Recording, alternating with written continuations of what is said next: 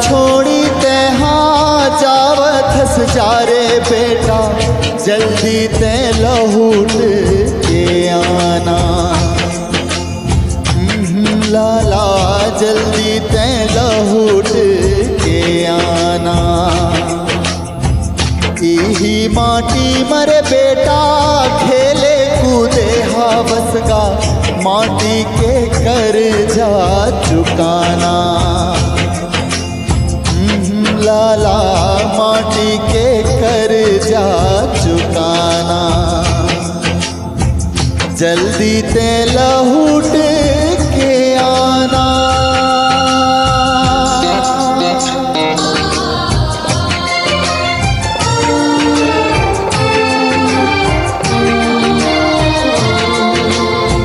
भुइयाँ के लालन बेटा, तै तो सिद्धवा लाल रे।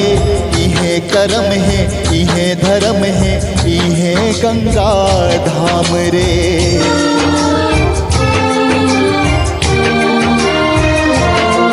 अरे ये भुइयाँ के लालन बेटा, तै तो सिद्धवा लाल रे। इहे कर्म है इहे धर्म है, इहे गंगा धाम रे। डोरी झन टूटे रे संगी, बंधना झन छूटे रे संगी, भुइयाँ ले रिश्ता निभाना। लाला भुइयाँ ले रिश्ता निभाना। जल्दी ते लौट के आना।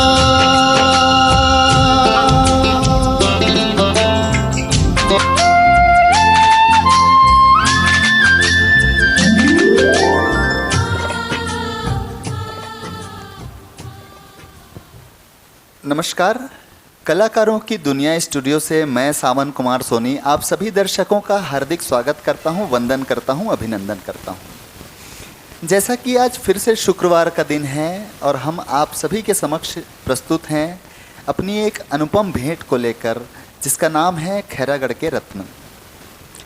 आज का यह कार्यक्रम अपने आप में एक बहुत विशेष कार्यक्रम होने वाला है, बहुत शानदार यह कार्यक्रम होने वाला है।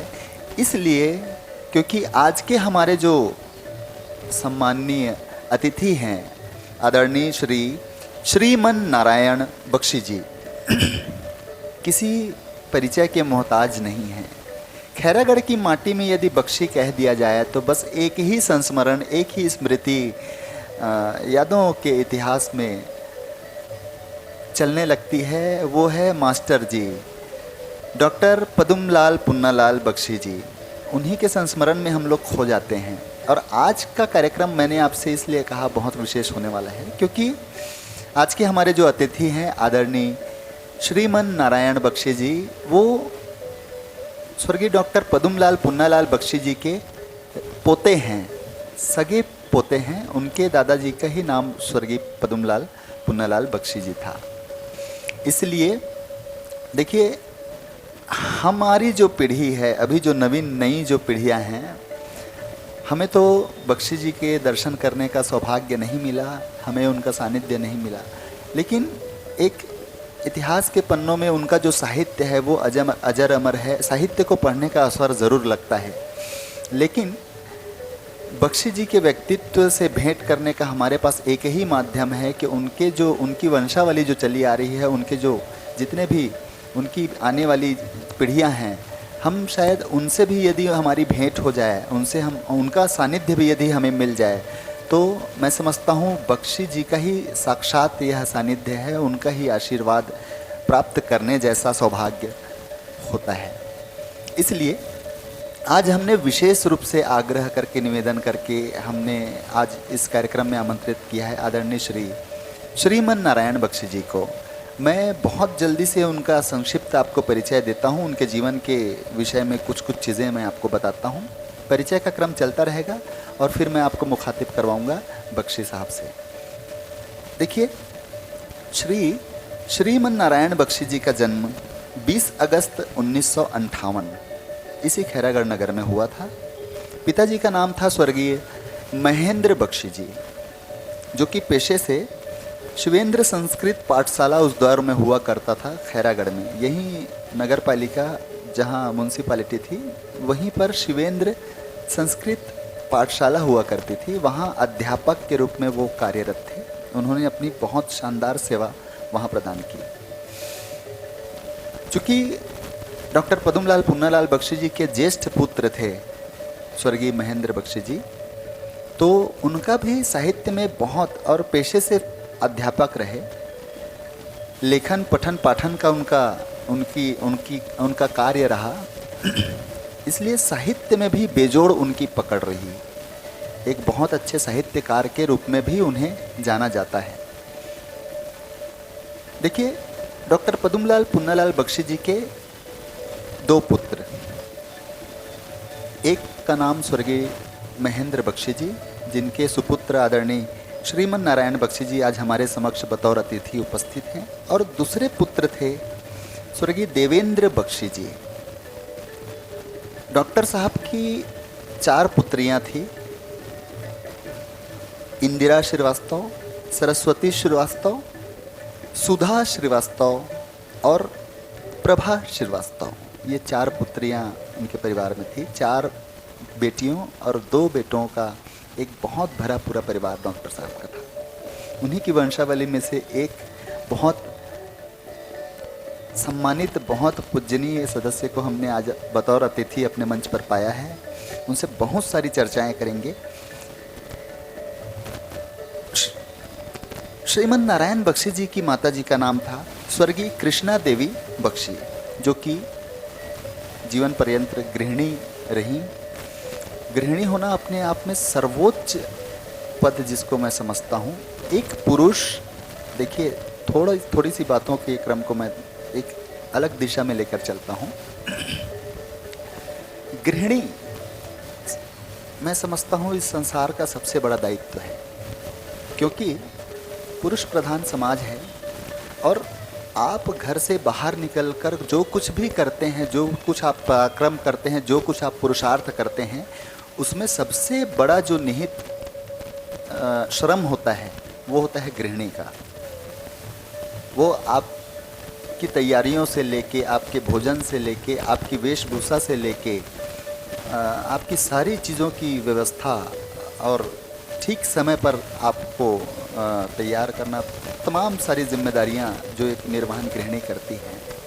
हम पुरुष तो बाहर निकलकर हमारा एक शेड्यूल, एक समय सारणी बंधा होता है, लेकिन एक गृहिणी जो 7 दिन, महीनों के 30 दिन निर्बाध, बिना रुके, बिना टिके लगातार श्रम करती है, और तब जाकर एक पुरुष बाहर कहीं कुछ पराक्रम कर पाता है, पुरुषार्थ कर पाता है। इसलिए सबसे बड़ा दायित्व है गृहिणी का। माता कृष्णा देवी बख्शी जी गृहिणी रहीं। 7 भाई और 4 बहन का परिवार था, जिसमें 5वें संतान के रूप में श्रीमन नारायण बख्शी जी का जन्म हुआ था। प्रारंभिक शिक्षा आपकी प्राथमिक शाला नंबर 1 स्कूल जिसको कहते हैं, इतवारी बाजार में तुरगारीपारा में स्थित है, उस पाठशाला से आपकी प्रारंभिक शिक्षा प्रारंभ हुई। तदुपरांत आपने मैट्रिक तक की शिक्षा उसी विक्टोरिया स्कूल में, जिसको वर्तमान में जिसका नामकरण है स्वर्गीय डॉक्टर पद्मलाल पुन्नालाल बख्शी उच्चतर माध्यमिक विद्यालय के रूप में आप जानते हैं। हमारा गौरव है, वो एक हिस्टोरिकल एक प्लेस है, ऐतिहासिक धरोहर हमारी पूंजी है। उस विद्यालय में आपने मैट्रिक तक की अपनी शिक्षा प्राप्त की। तदुपरांत बैचलर की डिग्री के लिए आपने दिग्विजय कॉलेज राजनांदगांव का रुख किया, जहां से आपने बीएससी की डिग्री प्राप्त की। उसके बाद उसी महाविद्यालय से आपने एलएलबी कानून की पढ़ाई, विधि की पढ़ाई आपने वहां से संपन्न की, अपनी पूर्ण की, और वो डिग्री भी आपने वहाँ दिग्विजय कॉलेज से प्राप्त की। उस समय दिग्विजय कॉलेज में ही लॉ कॉलेज हुआ करता था, वो पृथक अलग से कॉलेज का निर्माण उस समय नहीं हुआ था। उसी को फिर पृथक कर लॉ कॉलेज राजनांदगांव की स्थापना की गई थी। 1 वर्ष आपने रायपुर में अध्ययन किया, शॉर्ट हैंड की पढ़ाई आप करने के लिए रायपुर गए थे।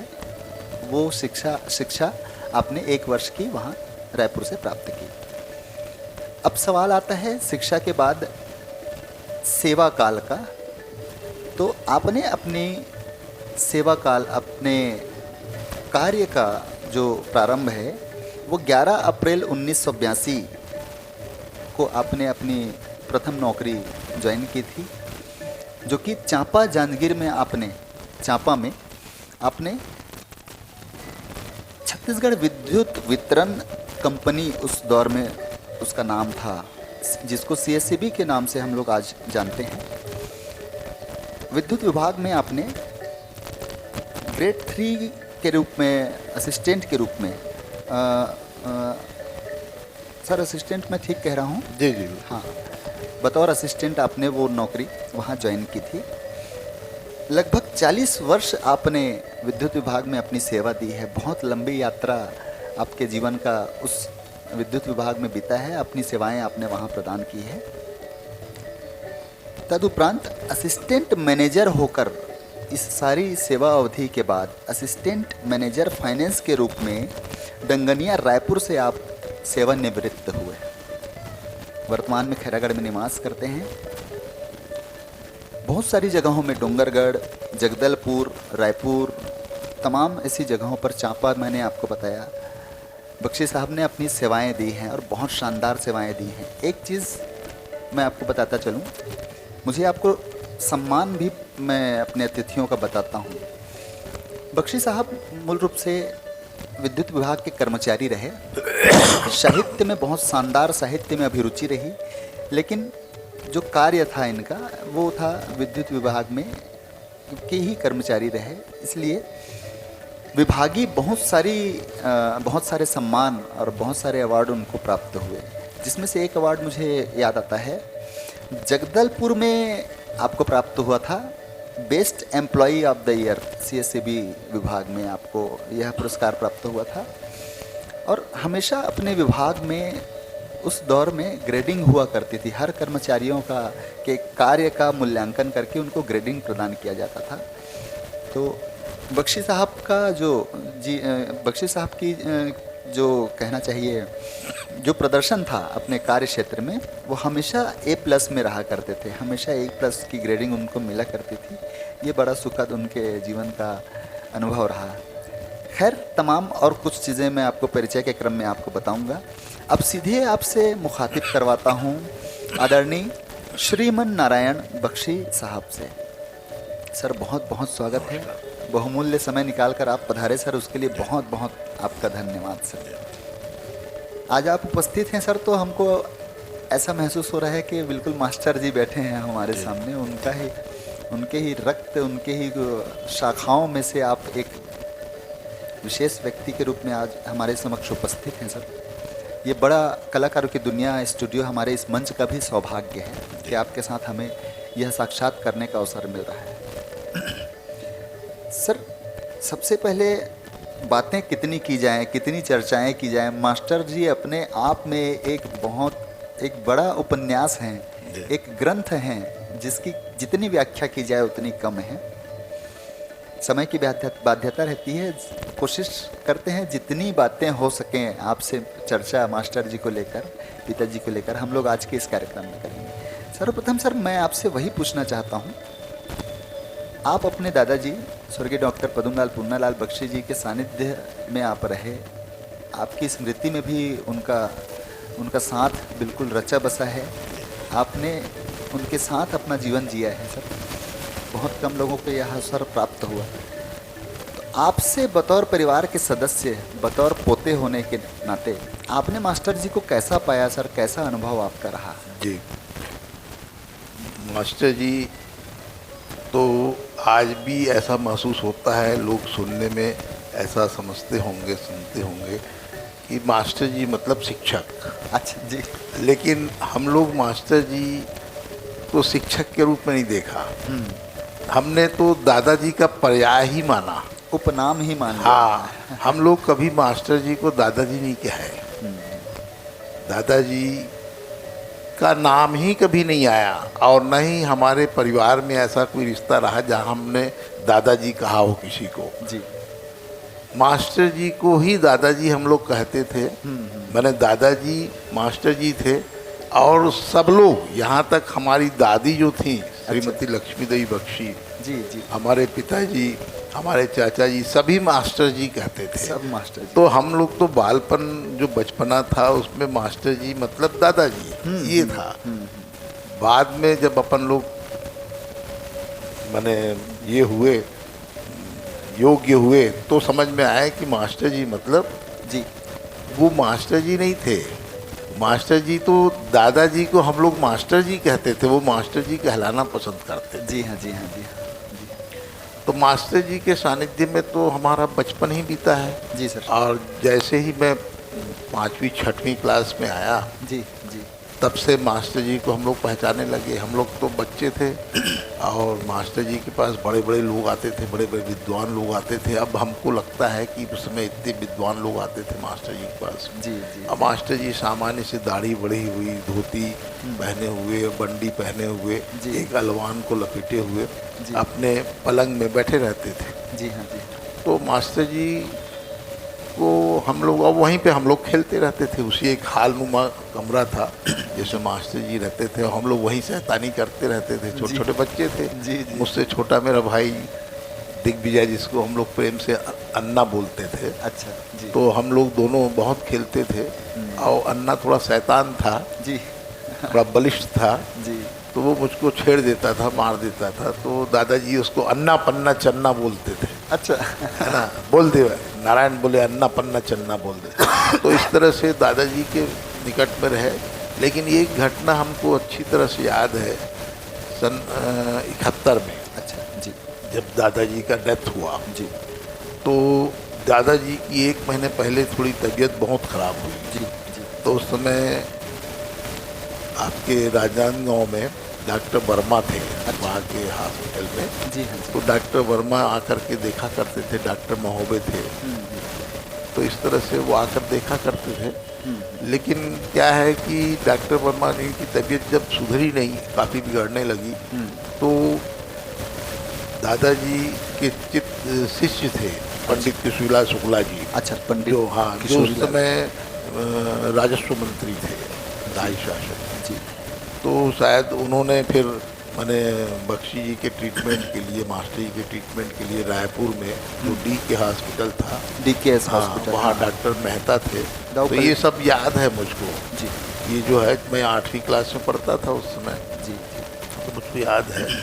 तो पूरा 2 एम्बुलेंस आया, फिर मास्टर जी को और दादी को, हमारी अम्मा को। हमारी अम्मा जैसे आपने बताया कि गृहिणी, जी हाँ, जी तो गृहिणी, वास्तव में गृहिणी जो है, हमने अम्मा को ही देखा है। जी सर जी, और हमारे दादाजी तो अम्मा को सुखरानी बोलते थे। अच्छा अच्छा, हाँ, कभी नाम नहीं लिया उसका। हमारी अम्मा का नाम उन्होंने सुखरानी रखा था, जी जी जो सुख देने वाली। जी, सुख प्रदात्री। हाँ, सुख सुख तो सुख देने वाली, मतलब अम्मा का बनाया हुआ ही दादाजी खाते थे। अच्छा अच्छा, अम्मा का बनाया हुआ ही पहनते थे। ओहो, अम्मा अपने हाथ से खिलाती थी, ये सब हमने देखा है। जी जी जी, और बगैर मास्टर जी, बगैर सुखरानी के, माने हमारी अम्मा के बगैर जी हाँ, जी हाँ, कभी वो कुछ खाते नहीं थे। जी रात को तबीयत खराब हुई, सांस उठा, जी जी जी दादाजी के सांस उठ गया, तो सुखरानी सुखरानी बोलते थे। जी जी माने ऐसे अम्मा, जी, बिल्कुल, जैसे हम लोगों की अम्मा थी, जी, वैसी वो दादाजी की अम्मा थी। माँ स्वरूप में हाँ, ही- माँ स्वरूप ही थी। जी जी जी, उनकी सेवा। तो 71 में फिर हम लोग यहाँ से रायपुर गए। रायपुर गए, संभवतः 11 दिसंबर को गए। हाँ सर, हाँ अब वो जब वहाँ रायपुर गए, तो वहाँ डॉक्टर मेहता ने ट्रीटमेंट दिया उनकी, और हम लोग वहाँ रहे उसी इसमें कैंपस में, डी के हॉस्पिटल में। जी, रूम नंबर 8 मिला था, अच्छा, तो उसमें रहे हम लोग सब, पूरा बच्चे सहित। मैंने दादाजी ने कहा कि मैं अपने सब बच्चों को साथ में लेके जाऊँगा। जी तो राय शासन ने, डॉक्टर मेहता ने कहा नहीं आप सबको लेके जाए। उन्होंने बढ़िया एक फैमिली वार्ड दिया, जी वहाँ अपन लोग सब रहते थे। वहाँ गैस चूल्हा ये सब, माने हर चीज़ की सुविधा थी वहाँ। तो इस तरह से रहे। तो दादाजी के सानिध्य में तो ऐसा है कि दादाजी की अब रचनाओं को पढ़ते हैं और रचनाओं को देखते हैं और दादाजी के बारे में ये कहते हैं, तो कई ठो ऐसी संस्मरण हैं जो हम लोगों के जीवन में बचपन में बीता है दादाजी के साथ में। जी जी। दादाजी कई बार हम लोगों को अपने साथ सुलाते थे। अच्छा जी। हाँ, जी और सुलाते थे। तो इस तरह से मैंने दादाजी का सानिध्य तो पूरा मिला है। जी बिल्कुल। और कई संस्मरण हैं जो जिनकी हर बातों पे, उनके संस्मरण में हर बातों पे शिक्षा ही थी, जी बिल्कुल। हर चीज़ में। जी जी।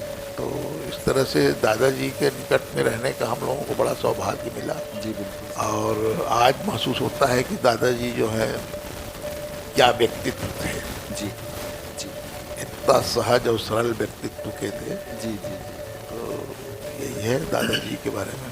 कभी कभी जो हस्तियां होती हैं, जो शख्सियत होती हैं सर, जी जी उनके रहते में उनका महत्व उतना प्रतिपादित नहीं हो पाता है। जी। समाज उनका महत्व उतना जी जी शायद नहीं समझ पाता है जी जितना उनके न रहने पर उनका महत्व जी। समाज महसूस करता है। जी। यही एक घटना जो है, जी सर। मुझको, मैं सन 82 में, जब 11 अप्रैल सन 1982 को जी जी। मैं चापा अपने इस नौकरी के सिलसिले में गया। ज्वाइन करने के लिए। तो हाँ। वहाँ मैं अपने ऑफिस में, मैं उस समय स्टेनोटाइपिस्ट का काम करता था। अच्छा अच्छा अच्छा। तो वहाँ जो हमारे अधिकारी थे, उनका एक ड्रॉप था, उसको मैं तैयार कर रहा था। जी। तो उसी समय एक आए व्यक्ति और वो बैठे, अप टू डेट थे, बढ़िया। जी जी। आए मेरे सामने में, मेरे टेबल में बैठे और बोले कि ये लेटर जो है, ये ड्राफ्ट जो है आप जल्दी दीजिए। जी। तो मैंने देखा, मैं बोला कर रहा हूँ मैं।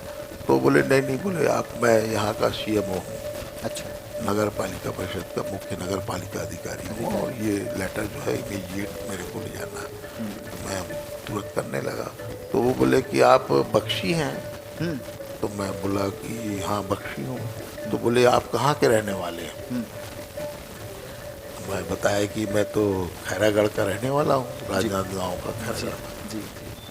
तो बोले डॉक्टर पदमलाल पुन्नालाल बख्शी आपके क्या लगते हैं? अच्छा। तो मैंने बताया वो मेरे दादाजी हैं, मास्टर जी, हमारे दादाजी। तो बोले तो आप किन के लड़के हो? तो मैंने बताया उनको कि पिताजी का नाम। स्वर्गीय महेंद्र बख्शी। तो बोले बहुत खुश हुए। बोले जी बोले आप, बोले बख्शी जी के पोते हैं जी। और यहाँ हैं। बोले और मुझको आज तक नहीं मालूम, मैं यहीं का रहने वाला हूँ, मेरा नाम CL देवांगन है, मैं यहाँ CMO हूँ। और बोले एक चीज़ बेटा याद रखना, बोले बख्शी जी आपको देखकर कैसा लग रहा है कि बख्शी जी ही आ गए यहाँ, जी। है ना? क्योंकि आज से 35 साल पहले बख्शी जी जो हैं यहाँ चापा आए थे। अच्छा। और ये हमारा जो हायर सेकेंडरी स्कूल है, जी हाँ जी हाँ। इसका उन्होंने उद्घाटन किया था। अच्छा। जी जी। तो उनका अभिनंदन जो है यहाँ होना था। तो उसमें मैं यहाँ छात्र था, मैं मैट्रिक क्लास में पढ़ता था। तो मास्टर जी आए, पद्मलाल जी आए यहाँ और मंच में बैठे। तो वो सांस दमा वाले थे, लेकिन उनके अंदर में, वो बता रहे हैं मुझको, उनके अंदर में बीड़ी पीने की आदत थी। अच्छा, देवांगन साहब ने आपसे कहा? बताया कि मास्टर जी बीड़ी पिया करते थे। जी जी जी। तो बोले मंच में जब उनको बैठे थे तो बड़े सामान्य से हम लोग सोच रहे थे कि बख्शी जी आ रहे हैं, बहुत बड़े आदमी होंगे, बहुत ये होगा, अच्छा व्यक्तित्व होगा। लेकिन जब बख्शी जी यहाँ कार से उतरे जी तो दाढ़ी बड़ी, धोती ऐसा बिल्कुल गांव देहात के लोग, और एक बंडी पहने हुए, और एक अलवान ओढ़े हुए, ऐसा टेढ़ा चश्मा लगा जी। तो बख्शी जी को हम लोगों ने देखा तो बड़ा सहज ऐसा व्यक्ति। तो उनको जब मंच में ले गए तो उनको इच्छा हुई बीड़ी पीने की, तो मंच से उतर करके पीछे में जा करके वो बीड़ी पीने लगे। अच्छा अच्छा। तो उनका जो अपन लोगों ने जब भाषण सुना, हाँ। तब समझ में आया कि ये बख्शी जी वास्तव में इतने विद्वान हैं। जी हाँ जी। तो बोले बख्शी जी नहीं है, बोले लेकिन आज आप बख्शी परिवार के यहाँ आए हैं, अंश आए हैं, तो हमको बड़ा अच्छा लगा। बोले अब आपको यहाँ कोई परेशानी होगी जी जी तो आप ना बिल्कुल मेरे को बताना, आप मेरे ऑफिस आ जाना। ठीक। तो मैंने तत्काल उनको बताया जी कि मुझको ये समस्या है कि मुझको यहाँ मकान नहीं मिल रहा है। अच्छा। मैं यहाँ लॉज में रहता हूँ। अच्छा। जी जी। तो तो उन्होंने तत्काल अपना बंगले में मेरे को 2 कमरे का मकान दिया, कमरा दिया। अपने ही हाँ, बंगले में? अपने बंगले में। तो इस तरह से मतलब दादाजी आज नहीं है, मास्टर जी नहीं है, लेकिन उनका परोक्ष अपरोक्ष हम लोगों को कहीं ना कहीं सहयोग मिलता है। बिल्कुल बिल्कुल बिल्कुल जी। हम अनजान जगह में भी जाते हैं तो वहाँ उनके चाहने वाले बहुत मिलते हैं जी जो हमको बड़ा सहयोग करते हैं। जी जी। तो इस तरह से दादाजी के नहीं रहने पर भी हम लोगों को परोक्ष अपरोक्ष उनका आशीष मिलता रहता है। मिलता रहता है। जी जी जी। सर, दादाजी की बातें हम लोग अभी कर रहे थे, मुझे याद आता है, यहीं पर मैं जोड़ना चाहता हूँ। जी स्वर्गीय आपके पिताजी जी स्वर्गीय महेंद्र बख्शी जी के बारे में, उन्होंने भी साहित्य में काफ़ी उनका जी। उनकी अभिरुचि रही और बहुत अच्छे साहित्यकार के रूप में उनको भी जाना जी जाता है। मैं चाहता हूं सर, उनको भी आज इस मंच से आप याद करें, कहीं जी। कोई संस्मरण आपको ध्यान में आता जी, हो, जी। आप ज़रूर उसका उल्लेख करें सर। मैं तो अपने पिताजी स्वर्गीय महेंद्र बख्शी, जी जो यद्यपि पेशे से शिक्षक रहे, लाइब्रेरियन रहे, जी हाँ जी हाँ। और वो बहुत अच्छी कविताएं लिखते थे, तुकबंदी।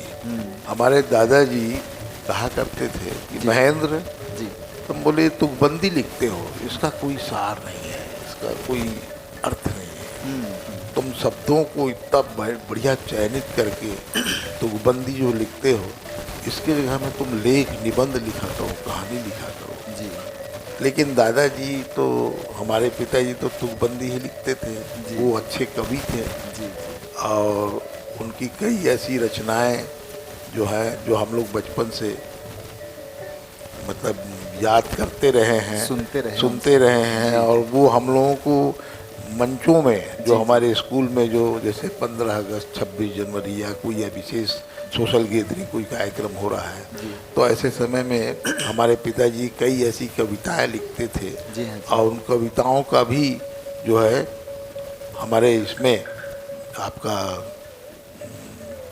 समाचार पत्रों में और इसमें प्रकाशित होता था। प्रकाशन होता था। तो पिताजी तो माने एक अनुशासित और बड़े डिसिप्लिन्ड माने व्यक्ति थे, और हम लोग भी बड़े डिसिप्लिन रहे। उन्होंने तो क्या है कि हम 7 भाइयों का जो परवरिश किया है, आर्थिक रूप की शारदा के उपासक, कभी लक्ष्मी की न चिंता की, जी। और जीवन भर जिन्होंने अर्चना की शारदा की। दादाजी सरस्वती पुत्र थे, इसलिए आर्थिक विपन्नता स्वाभाविक है। जी। और हम लोग आर्थिक रूप से उतने सक्षम थे नहीं, लेकिन बख्शी जी माने हमारे पिताजी का जो परिवार था वो काफ़ी बड़ा परिवार था। 7 भाइयों और 4 बहनों का परिवार था। इतनी बड़ी लाइबिलिटीज़, और एक साधारण से शिक्षक के रूप में उन्होंने काफ़ी परिश्रम किया। ट्यूशन पढ़ाते थे, लोगों के अभिनंदन पत्र लिखते थे, कविताएं लिखते थे। तो इस तरह से उन्होंने हम लोगों का पालन पोषण किया। वो बड़ी माने कठिन परिस्थितियों में भी किया है। तो इस तरह से माने पिताजी जो हैं, बाबूजी कहा करते थे हम लोग जी। तो बाबूजी का व्यक्तित्व बड़ा डील डॉल, बड़ा ये था, और बड़े रौबदार व्यक्ति थे जी, है ना। उन्होंने कुछ राजनीतिक जीवन भी जिया है। अच्छा। राम राज्य परिषद से अच्छा, वो यहाँ के पहला चुनाव जो है, आम चुनाव लड़ा था उन्होंने, यही खैरागढ़। हाँ, राजा वीरेंद्र बहादुर के खिलाफ। ओहो, अच्छा जी। तो इस तरह से क्या है कि वो राम राज्य परिषद के अच्छे ये थे, अच्छे लीडर थे, अच्छे ओरेटर थे जी। हाँ, अच्छे राजनीतिक व्यक्ति थे। लेकिन बाद में उनको यही सब पारिवारिक दायित्व को पूरा करना था जी जी। तो वो राजनीतिक रूप से सिमट के रह गए और फिर सेवा अवधि में आ गए जी। हाँ जी। हाँ जी। मुझको याद है एक घटना जी, जो सन 47 में, अच्छा, सन 47 में हमारे पिताजी जो हैं वो आपके यहीं के स्टेट में, खैरागढ़ स्टेट में एसडीएम कार्यालय में जी सर्विस करते थे, क्लर्क के रूप में जी जी। मैट्रिक पास हुए और यहीं क्लर्क हो गए। उस समय तो तत्काल मिल जाता था, मैट्रिक पास है बच्चा तो नौकरी मिल जाती थी जी जी जी। और उसमें अंग्रेज अफसर हुआ करते थे जी। तो घर की आर्थिक स्थिति ठीक नहीं थी जी। हमारे दादाजी जो हैं वो तो ऐसा थे, स्टेट स्कूल में थे, बाद में उनको परेशानी हुई तो वो आ गए इसी खैरागढ़ में। तो घर का बड़ा परिवार था, 4 बहनों का और दो भाइयों का, मतलब हमारे दादाजी का परिवार। जी जी तो उस जमाने में जब हम लोग तो पैदा ही नहीं हुए थे, शादी नहीं हुई थी। जी बिल्कुल पिताजी की शादी नहीं हुई नहीं थी। हुई थी, हाँ। तो उसमें पिताजी क्लर्क थे यहाँ पे। तो वो घटना याद है मेरे को, पिताजी ने एक घटना मेरे को बताई थी। अच्छा जी तो क्या हुआ कि हमारे दादाजी ने महेंद्र बख्शी का, मतलब मेरे बाबूजी का विवाह तय किया। अच्छा तो विवाह तय किया तो रायपुर में उनका विवाह तय हुआ। जी हमारे नाना जी का नाम सुंदरलाल श्रीवास्तव। अच्छा जी तो उनकी मंझली लड़की कृष्णा देवी बख्शी, जो बख्शी हुई, जी हाँ जी तो वो उनके साथ तय हुआ। तो दादाजी ने कहा कि महेंद्र तुम छुट्टी ले लो, 3 दिन की छुट्टी ले लो, तुम्हारी शादी तय हो गई है। जी जी जी तो बाबूजी बोले ठीक है। और उन्होंने एक आवेदन बनाया जी और दूसरे दिन अपने ऑफिस गए।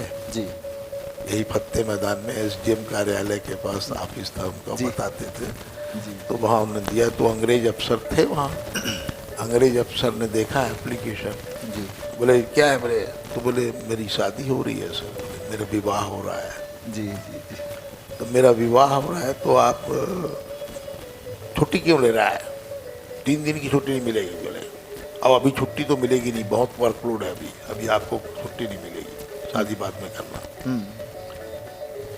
तो बाबूजी एप्लीकेशन वापस ले करके आए और मास्टर जी को, मतलब दादाजी को, पद्मलाल बख्शी जी को, उन्होंने बताया कि वो हमारा अफसर जो है उसने तो छुट्टी देने से इनकार कर दिया, बहुत काम है, अभी कोई छुट्टी नहीं, बाद में शादी करना, बाद में मैरिज करना। जी तो हमारे दादाजी ने, पद्मलाल बख्शी जी ने कहा कि महेंद्र नौकरी छोड़ दो। अच्छा नौकरी छोड़ दो। जी जी तो नौकरी छोड़ दो। तो बाबूजी जो है दूसरे दिन जी। गए और रेजिग्नेशन लेटर लिखा। अच्छा और रेजिग्नेशन लेटर, तो उस समय वहाँ पे अकाउंटेंट थे केरल के, अच्छा साउथ इंडियन। जी जी तो वो हमारे पिताजी अपनी भाषा में, अपनी बोली में ये बात बड़ा अच्छा ढंग से बताते थे। उन्होंने जो एप्लीकेशन रेजिग्नेशन लिखा था उसको बोले क्यों, तुम रेजिग्नेशन क्यों देना चाहता है? जी तो बोले साहब मेरा विवाह हो रहा है, 3 दिन की छुट्टी पिताजी ने कहा है, तो 3 दिन की छुट्टी का आवेदन दिया। 1 दिन बारात जाएगी जी दूसरे दिन वहाँ भावर होगा, ठीक बात है। और तीसरे दिन हम लोग आएंगे, चौथे दिन मैं अपना ड्यूटी में आ जाऊंगा। 3 दिन की छुट्टी देना है। तो बोले क्यों, तो जाओ ना, तो शादी करो ना, बोले विवाह करो। तो बोले अफसर जो है नहीं दे रहा है। बोले कहा है तुम्हारा रेजिग्नेशन लेटर दिखा, तुम्हारा एप्लीकेशन दिखा। बोले जी जी एप्लीकेशन लिया उन्होंने, और वो जो केरल के अकाउंटेंट थे, डिविजनल अकाउंटेंट, जी जी उन्होंने उसमें रिमार्क लिखा, कमेंट्स लिखा, जी because this is the question of marriage yes and such occasion comes in one's life one at time, hence leave may be granted। जी और उन्होंने दस्तखत किया। अब वो एप्लीकेशन बोले अंग्रेज अफसर को भेज दिया। जी। अब बोले आप चले जाओ, जाओ विवाह करो आप 3 दिन। जी तो इस तरह से ये घटना जो है, उसके बाद हमारी अम्मा के साथ इनका विवाह हुआ। ठीक जी रायपुर गए, विवाह हुआ, फिर हम सब संतानें हुई।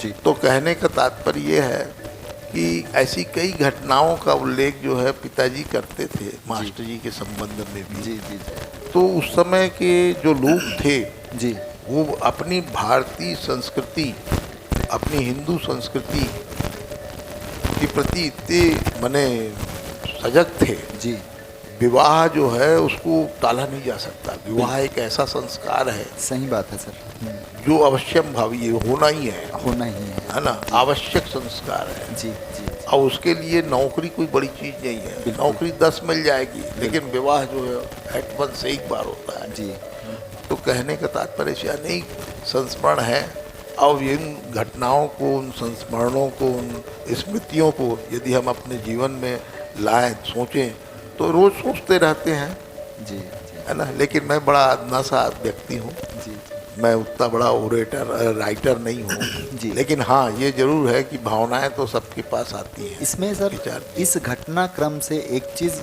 जो मुझे समझ में आती है, जी जी उस दौर का डिसिप्लिन किस स्तर का था, जी। ये देखने वाली बात है। जी क्योंकि आजकल की जो नई युवा पीढ़ी है, जी उनको यदि सेम इसी परिदृश्य को उनके जीवन में यदि देखा जाए, उनका यदि विवाह हो, जी तो वो तो 15-15 दिन की छुट्टी पर चले जाते जी, हैं, है ना।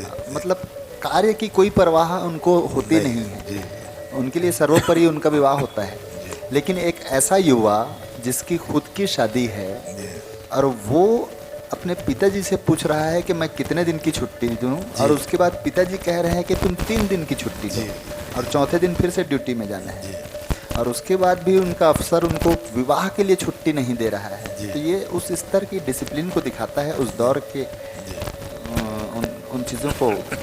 ये बड़ी सीखने वाली चीज़ें हैं सर। आजकल ये चीज़ें विलुप्त होती जा रही हैं। जी। अब तो डिसिप्लिन लगभग कुछ बचा नहीं सर, कहीं पर भी। विद्यालयों में भी अब डिसिप्लिन की बहुत कमी नज़र आती है। जी। सर, दादाजी से कहीं कोई किसी रचना को दादाजी के ही मुखारविंद से आपको सुनने का अवसर लगा है क्या? दादाजी मतलब मास्टर जी। हाँ मास्टर जी। हाँ, दादाजी की कई ऐसी रचनाएं थी। अब चूंकि उसमें हम लोग तो बाल्यकाल था आपका। मास्टर जी तो कई ऐसी रचनाओं को बोलते रहते थे। जी जी हमारे जो बड़े भाई साहब थे जी। भूपेंद्र बख्शी, जी हाँ जी।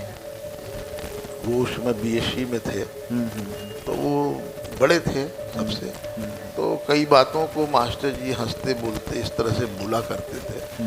तो अब वो तो इतनी कई रचनाओं को मास्टर जी निबंध को बोल के हम लोगों के सामने ही लिखाते थे।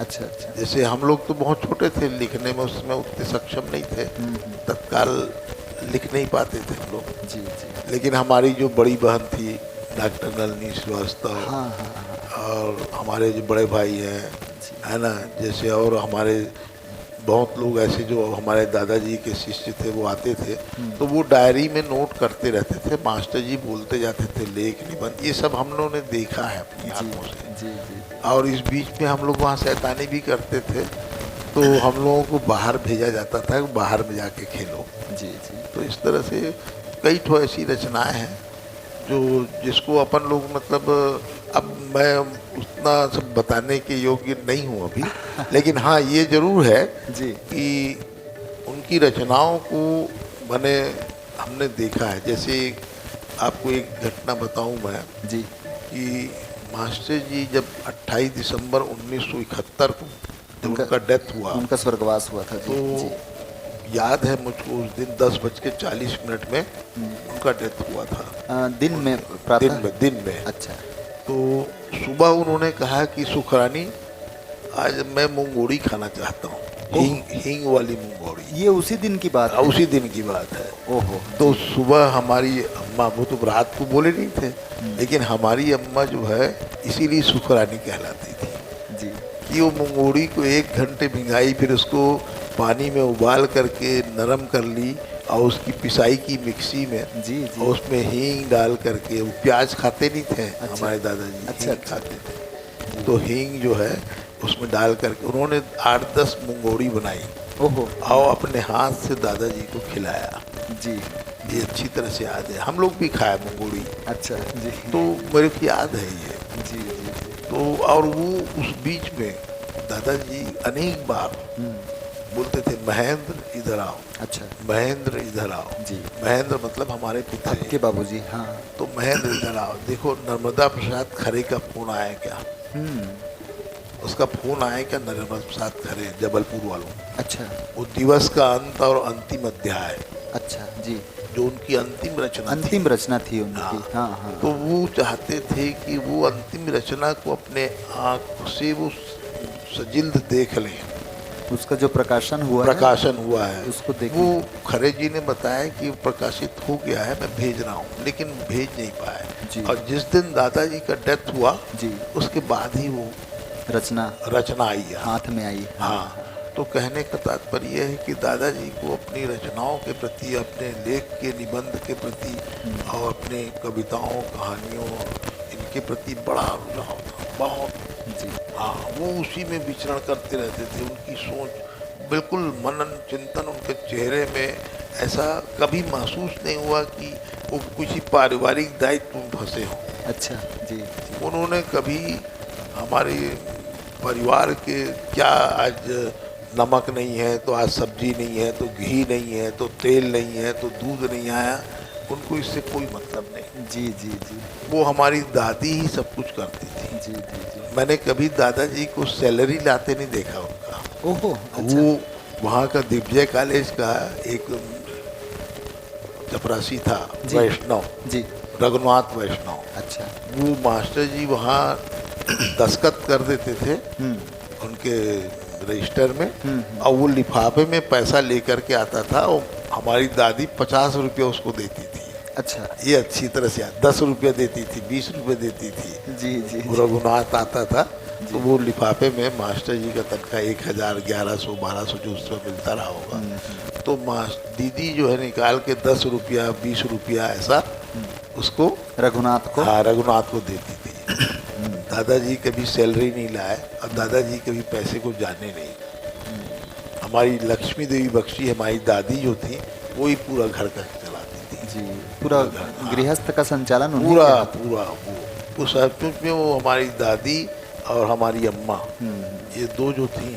जी ऐसे हमारी चाची भी थी, सच्ची रानी। जी जी हमारी चाची भी थी जी। श्रीमती शकुंतला श्रीवास्तव, देवेंद्र बख्शी चाची हमारी। हाँ हाँ हाँ, जी। लेकिन वो चाची जो है हम लोगों को खिलाती पिलाती थी, बच्चों को ध्यान रखना उसका काम था, बच्चों को देखना।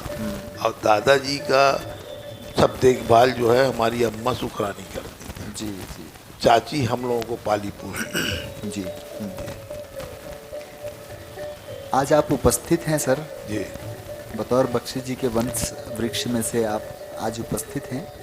तो मैं चाहता हूं सर, मास्टर जी का, बख्शी साहब का, उनकी कहीं कोई एकात आपको रचना यदि याद आती है तो आप अपने मुखारविंद से हाँ। उसका थोड़ा सा आप हाँ, अंश यहाँ पर प्रस्तुत। ये देखिए क्या है कि हमारे पिताजी ने सन 71 में दादाजी के डेथ के बाद एक खंड काव्य लिखा। तुकबंदी तो करते ही थे, कविता लिखते थे। तो उन्होंने पदुमात्मज पुकार नाम के एक खंडपाठ, जिसमें पूरी माने परिवार का, बख्शी कुल का। ये पद्मात्मज पुकार पिताजी ने लिखा था? पिताजी ने लिखा था सर मैं चाहता हूँ मास्टर जी की कोई जी तो रचना। मैं वही बता रहा हूँ। जी जी तो मास्टर जी की रचनाओं को उन्होंने उस कविता में, अच्छा, उस खंड काव्य में ये जी किया है। जी मास्टर जी की अनेक रचनाएं हैं जी हाँ, जिनको मैं कविता के माध्यम से बता देता हूँ। हाँ सर। हाँ। पंचपात्र शतदल प्रदीप नवरात्रि कनक रेखा सुंदर, चर्चा जिन्हें नहीं बोलूँगा साहित्यिक मुकुंद मनहर। तो उनकी अनेक रचनाएं, जी अनेक उपन्यास, जी ये सब जो हैं उसको उन्होंने उस खंड काव्य में सबका नाम जो है इस तरह से सुनियोजित करके लिख दिया है, वर्णित तो कर दिया। बना वर्णित कर दिया है कि आप ना उनकी सभी रचनाओं का उसमें अध्ययन कर सकते, नाम जान सकते हैं। जी जी जी है ना। तो मास्टर जी की रचनाएं तो अनेक हैं, और मास्टर जी पद्मलाल बख्शी जी के पोते हम ही हैं ऐसा नहीं है। जी सर, बिल्कुल। उनके सुपुत्र महेंद्र बख्शी और देवेंद्र बख्शी और इंदिरा श्रीवास्तव, सुधा श्रीवास्तव, सरस्वती श्रीवास्तव, प्रभा श्रीवास्तव है, ऐसा ही नहीं है। जी सर, अनेक संतान हैं। जी बिल्कुल बिल्कुल। क्योंकि जो विज्ञ लोग जो होते हैं, विशेष जो व्यक्तित्व होते हैं, उनके तो अनेक संतान। अब कई लोग मास्टर जी को दादाजी भी कहते हैं, जी बोलते जी, हैं, जी। तो सबके हैं, हमारे नहीं है। जी, लेकिन हाँ, ये निकट जरूर रहा कि हमको ज़्यादा निकटता उनसे बहुत मिला। जी हाँ जी हम उनके बहुत निकट रहे। जी जी जी जी और ऐसे तो क्या है कि खैरागढ़ के प्रति उनका लगाव आपने तो पढ़ा भी होगा, अगाध देखा भी अगाध होगा। प्रेम था उनका। अगाध प्रेम था। जी तो खैरागढ़ के प्रति जो है उनका, माने जो कहा जाए कि वो खैरागढ़ में ही मरना चाहते थे, खैरागढ़ में ही रहना चाहते थे। जी हाँ जी खैरागढ़ को कभी छोड़ा नहीं उन्होंने। जी जी जी। आपको उनके संस्मरण के रूप में बता दूं मैं, सन 60 में खैरागढ़ से वो राजनांदगांव दिव्य कॉलेज में गए। हाँ जी। और दिव्य कॉलेज कैसे गए कि वो पहले सन 60 के पहले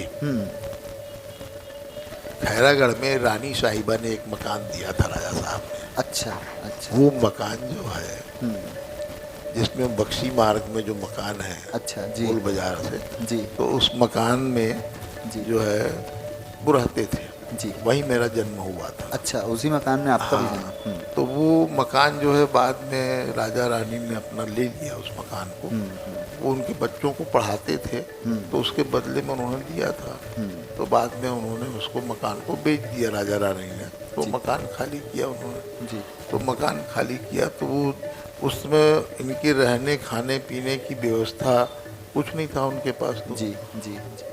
तो वो पंडित केशवलाल शुक्ला जी जो है उनको दिग्विजय कॉलेज में ले आए। अच्छा। तो दिग्विजय कॉलेज में उसी समय उनको सागर विश्वविद्यालय ने डीलिट की उपाधि दी, डॉक्टरेट की उपाधि दी। जी, सागर विश्वविद्यालय से डीलिट की उपाधि उनको प्राप्त हुई। डीलिट की उपाधि मिली जी। और वो फिर आचार्य के पद में दिग्विजय कॉलेज में हिंदी विभाग के रहे। पदस्थ तो हुए। इस तरह से फिर वो पद्मलाल बख्शी मतलब मास्टर जी दिग्विजय कॉलेज चले गए। जी।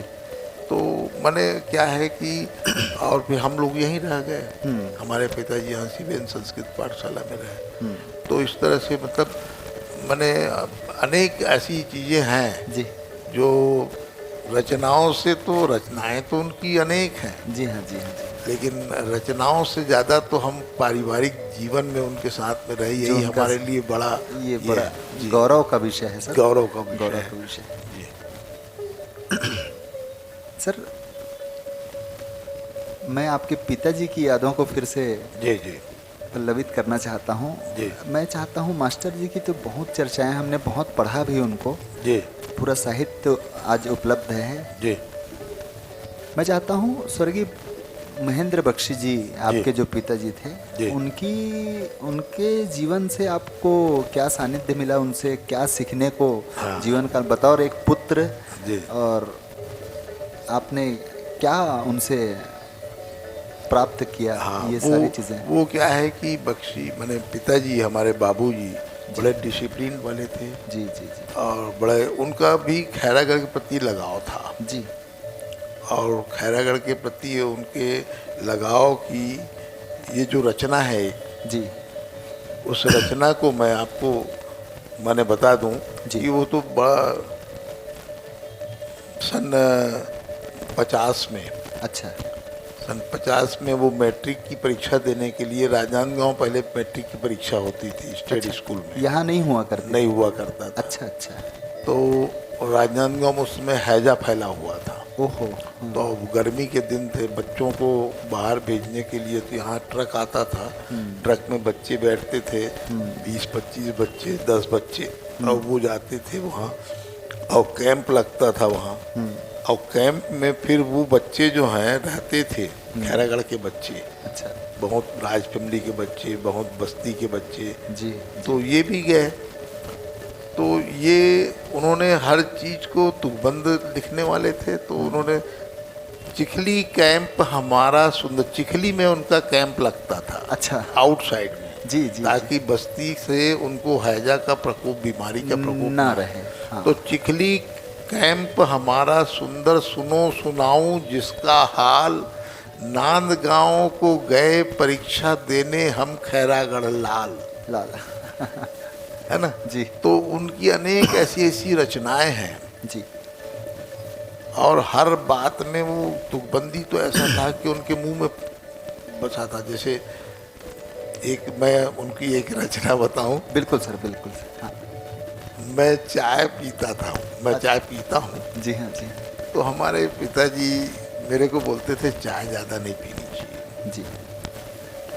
तो उन्होंने बताया कि देखो चाय के ऊपर मैं एक कविता तुमको सुनाता हूँ। अच्छा। मैंने लिखा है उन्होंने खुद ही। जी जी। जैसे आपके काका हाथ रसी जी लिखते थे ना, ऐसी वो भी तुकबंदी करते थे। जी।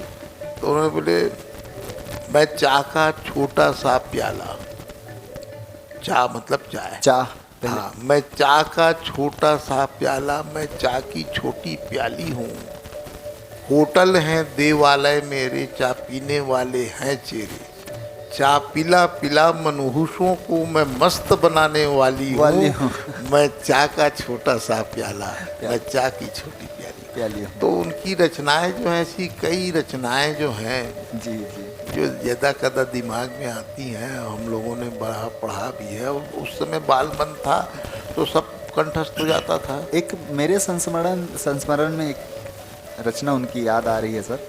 जी मैं उसको चाहता हूँ आपके मुखारबिन से ही जी। उसका वाचन हो जाए। जी। बहुत खूबसूरत। शायद मैं समझता हूँ हमारे जितने दर्शक इस कार्यक्रम को देख रहे हैं, खैरागढ़ का पूरा अंचल आज आपको यहाँ से प्रसारण के माध्यम से देख रहे हैं सर। ये जो रचना, जिस रचना की अभी मैं चर्चा कर रहा हूँ, मैं समझता हूँ बहुतों को इस रचना के बारे में ज्ञान नहीं होगा, क्योंकि शायद इसका प्रकाशन भी नहीं हुआ कहीं, किसी साहित्य में भी आपको ये ढूंढने में नहीं मिलेगा।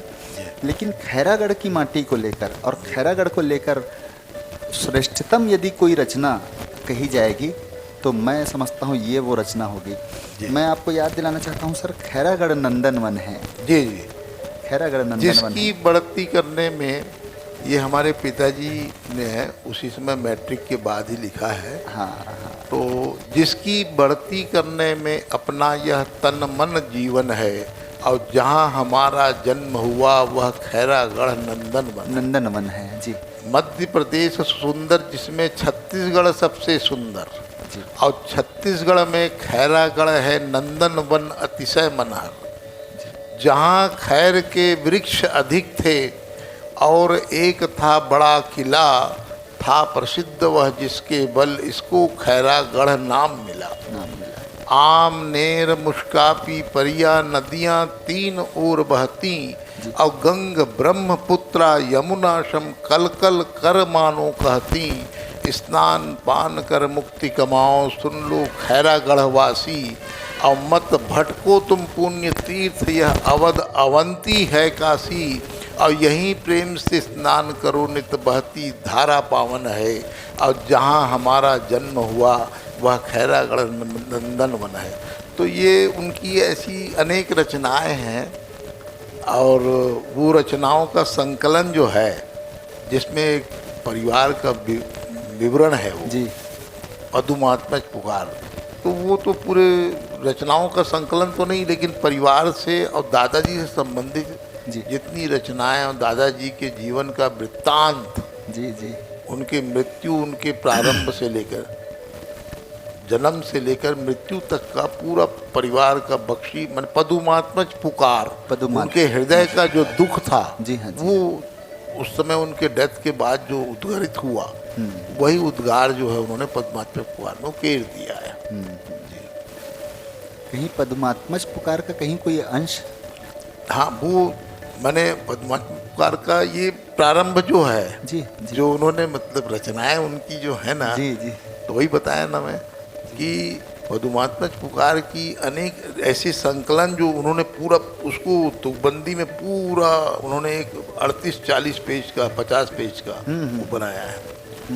तो वो जो है उनकी अनेक रचनाएं हैं। जी जी।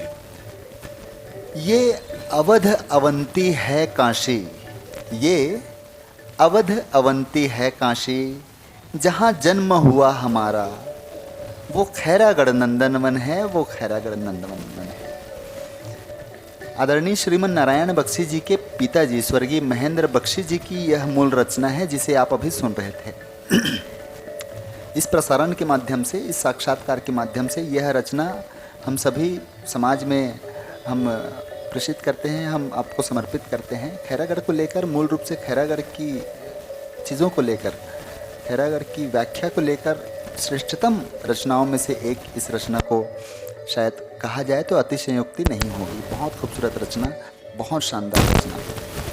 सर, बाबूजी के विषय में बहुत सारी चर्चाएं हो गई, मास्टर जी के विषय में। मैं चाहता हूं सर, आपका जीवन काल भी काफ़ी लंबा आपने सेवा CSAB में दिया, विद्युत विभाग में अपनी सेवाएं प्रदान की। और जहां तक मुझे ज्ञान है सर,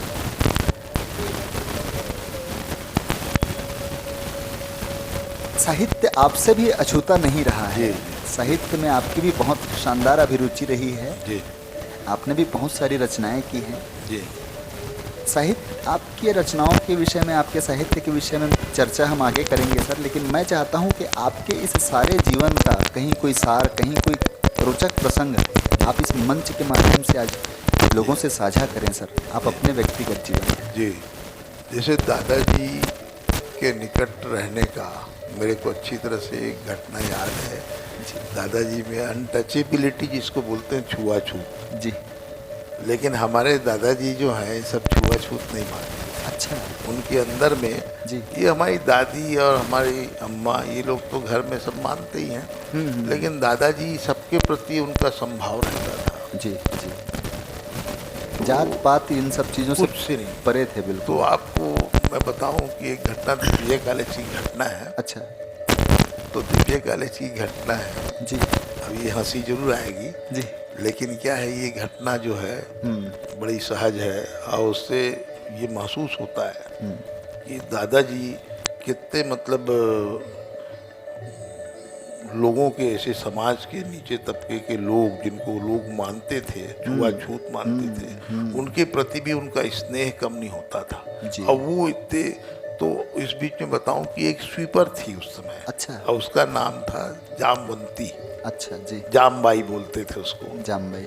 वो बेचारी झाड़ू वाड़ू लगाती थी और उस जमाने में तो इस तरह से फ्लश लैट्रिन ये सब होता नहीं था। जी जी जी। तो उस समय कच्ची लैट्रिन हुआ करती थी, वो दिव्य कॉलेज में स्वाभाविक वैसी था। जी। तो उसकी एक टोकरी रहती थी, वो टोकरी वहाँ किनारे में साफ सफाई करने के बाद वो टोकरी को रख देती थी एक गली के कोने में।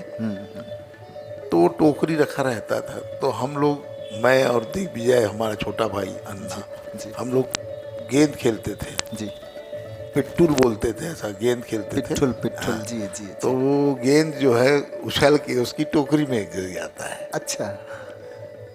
वो टोकरी में गिर जाता है। जी जी। अब हम लोग तो खेल रहे हैं, 6वीं 7वीं के बच्चे हैं छोटे छोटे। तो हमारा वो छोटा भाई जो है तुरंत गया और गेंद को उठाया, टोकरी से निकाला और ले आया और फिर खेलने लगे हम लोग। लेकिन मैं थोड़ा सा ये था जी, मैंने डिसिप्लिन घर में जो देखता था दादी और अम्मा का। जी जी जी। तो मैं आके बताया कि अन्ना ने तो वो गेंद को टोकरी से निकाल के ले आया। तो हमारी दादी बोले तुरंत पूरे कपड़े उतार, नंगा हो। अब इतना बड़ा बच्चा जी। तो वो नहीं हो रहा था। तो हमारे दादाजी जो है देख रहे थे, सुन रहे थे। अच्छा, बख्शी साहब देख रहे सुन रहे थे। तो वो पेंट उतारा, शर्ट उतारा, है ना जी। और हम लोग ताली पीट के हंसने लगे सब। जो हम लोग जो थे साथ वाले बच्चे हंसने लगे। जी। लेकिन हमारे दादाजी ने, ले बेटा कुछ बात नहीं, और दादाजी अपने धोती को जैसे पकड़े और उसके बाद चले गए, वो पा लिए उसको, बच्चे को। हाँ हाँ हाँ। अब पा के उसको टावेल को, लो टावेल लपेट, धोती लपेट दिया और धोती को अपना लपेट भी दिए। मैंने दादाजी के मन में ये नहीं था कि अब उसको स्नान कराना था। जी हाँ जी हाँ जी। हमारी दादी उसको स्नान कराना चाह रही थी। हाँ। लेकिन दादाजी ने कहा नहीं, बोले जामबाई कोई दूसरी थोड़ी है, वो तो बोले हमारे सब काम करती बेचारी, हमारी अम्मा है। बोले जी जी। जैसे तुम छोटे थे तुम्हारी अम्मा तुम्हारा लैट्रिन साफ करती थी, सारा वो हम लोगों का करती, तो हमारी भी माँ है वो। बिल्कुल। तो इस तरह से जामबाई जो है ना, मास्टर जी को, ये लोग जितने लोग थे ना, छोटे लोग भी आते थे, मास्टर जी को बड़ा देवता समझते थे वो। तो मैंने मास्टर जी का ये सब देखा है, हमने ये सब सुना है, मैंने ऐसी कई घटनाएं। एक घटना मेरे को याद है, मास्टर जी की घटना। मतलब बहुत छोटे थे। तो राजनांदगांव में कार्तिक पूर्णिमा के समय मेला भरता है, वहाँ मोहारा में। मोहारा में। तो उस समय वहाँ एक बस आती थी और उसमें सब बच्चे बैठ जाते थे। उस समय मेला ठेला बड़ा ये होता था, अब तो सामान्य बात है। जी जी जी। लेकिन उस समय हम लोगों को बड़ा ये लगता था जी। तो दादाजी हम लोगों को जी, चलो मेला घुमा के लाएंगे। अच्छा। तो हम लोग 4-5 भाई बहन लोग सब तैयार हो गए। अब दादाजी भी हमारे साथ में बैठ गए। वो दादाजी जो है बस में बैठे, और जैसे ही बस में बैठे तो बाजू में एक गांव की औरत बैठी थी और उसका एक बच्चा भी था। जी। और हम लोग भी बैठे थे, काफ़ी भीड़ था बस में। और 5 किलोमीटर दूर है वो मोहारा। मोहारा, जी जी। तो बस में बैठे, और उसके बाद वहाँ से जो भीड़ की वजह से वो जो औरत जो बैठी थी उसका बच्चा रोने लगा। छोटा बच्चा था। वो बच्चा जो है रोने लगा, तो उसकी माँ जो है उसको बड़ा चुप करा रही थी। और वहीं पे बिल्कुल सीट में ऐसे टाइट बैठे थे सब लोग। जी जी। और दादाजी उसके बच्चे को उठा के गोद में बैठा बैठ गया गोद में। अब उसके बाद जैसे ही बस आई, वो लड़का चुप नहीं हुआ, रो ही रहा था। बोले ला मैं पा लेता हूँ, पा लिए। जी। अब बस जैसे ही रुकी, मेला आ गया, तो दादाजी ने उसके बच्चे को उसको दिया और उतरने लगे। जी। वो जो औरत है अपने बच्चे का गला को ऐसा देखती है, तो गले में उसने शायद उसमें ताबीज पहनाया था सोने का। अच्छा, हाँ हाँ हाँ। और वो जो है ताबीज जो है सोने का था, लॉकेट। वो देखती है कि वो लॉकेट नहीं है, अच्छा, गायब था। हाँ। गायब था। तो औरत पकड़ लेती है हमारे दादाजी के हाथ। अच्छा जी। कि बोले देख, बोले ते चुरा ले उस मुरली का केला। ताबीजिला। हाँ, वो क्या जाने कि बख्शी जी हैं। जी जी जी जी। उसको तो वो हाथ को पकड़ लिया। अब ये उतरे, बख्शी ये उतर गई, वो लड़ने लगी, चिल्लाने लगी, गाली गलौज, भीड़ इकट्ठा हो गया। और हम लोग भी छोटे छोटे सब हम लोग खड़े हैं। अब उसका बच्चा तो अपना खेलने भाग गया जी। वो गांव वाले बच्चा ऐसा खेलने चला गया। जी। अब बहुत लोग आए, उतने में कोई राजनांदगांव के अच्छे लोग जो थे, जैन वैन कुछ, वो लोग आए। अरे बख्शी जी क्या बात है? तो बोले वो ऐसे ऐसे बात है, ये बोल रही है ऐसा। बोले मैं तो बोले नहीं रखा हूँ कोई इसके बच्चे का कोई लॉकेट वॉकेट। तो बोले नहीं ते रखे। बोले तो बोले चेहरा सही दिखा था, बदमाश बरोबर, दाढ़ी बढ़े, ये बढ़े, वो है ना। तो नहीं माने। जी जी। बहुत देर हो जाता है, वो सब समझाने लगे, करने लगे, लेकिन नहीं मानती औरत। जी। बोले कर तलाशी लो, ये करो। तो तलाशी भी लेने के लिए लोग मतलब ये होने लगे। अच्छा। दादाजी ने कहा देख ले, बोले अपना कुर्ता उड़ता ऐसा दिखाने लगे। उतने में वो बच्चा आया। अच्छा। उसका जो गाँव वाले का बच्चा, जिसकी ताबीज थी वो। हाँ वो आया बच्चा। हाँ। दाई वो चलना मेला घूमे जाएंगे। तो वो रुक ना रे, रोगा तो ताबीज धर ले डोकरा, है ना। और बोला देत नहीं है, है ना। जी जी। रुक, तो काची जाओ। तो बोले ताबीज ला। ताबीज लेते धरे हो मैं गलत रही से मोला, तो मैं अपन जेब में धर दूँ। तो इस तरह से उसने आरोप लगाया। जी। लेकिन दादाजी बड़े सहज व्यक्ति थे। इतने में कोई दूसरा व्यक्ति रहता तो आवेशित हो जाता। आवेशित हो जाता। लेकिन दादाजी ने बड़ी सहजता से उसको समझाया जी जी जी। कि बोले नहीं निकाला हूँ मैं, तो पहले देख ले इधर उधर। नहीं मानी वो। तो कहने का मतलब वो माफ़ी मांगने लगी है। सब लोग औरत लोग को रद्दी बोलने लगे, लेकिन दादाजी ने कहा नहीं नहीं उसको मत डांटो, गाँव की औरत है। जी। तो कहने का मतलब उनके मन में बड़ा स्नेह भाव रहता था, सहज भाव सबके लिए सहज भाव, रखा करते थे, है ना। तो ये था सर। हमारे इस कार्यक्रम में जी। जितने भी अतिथि आते हैं, जी हमने इस कार्यक्रम का नाम रखा है खैरागढ़ के रत्न। जी तमाम हस्तियां इस कार्यक्रम में शिरकत करती हैं सर। जी कला क्षेत्र से, लोक कला क्षेत्र से, जी साहित्य के क्षेत्र से, तमाम विधा में निपुण लोग यहाँ बतौर अतिथि उपस्थित होते हैं, जो कि मूल रूप से हमारे खैरागढ़ के ही निवासी होते हैं। जी जी। तो एक सवाल मैं सभी से करने की कोशिश करता हूँ, और उसका कारण यह रहता है, मकसद यह रहता है, क्योंकि हर व्यक्ति का समाज को देखने का अपना नज़रिया अलग होता है। जी एक कलाकार समाज को एक अलग नज़रिए से देखता है, एक साहित्यकार समाज को एक अलग नज़रिए से देखता है।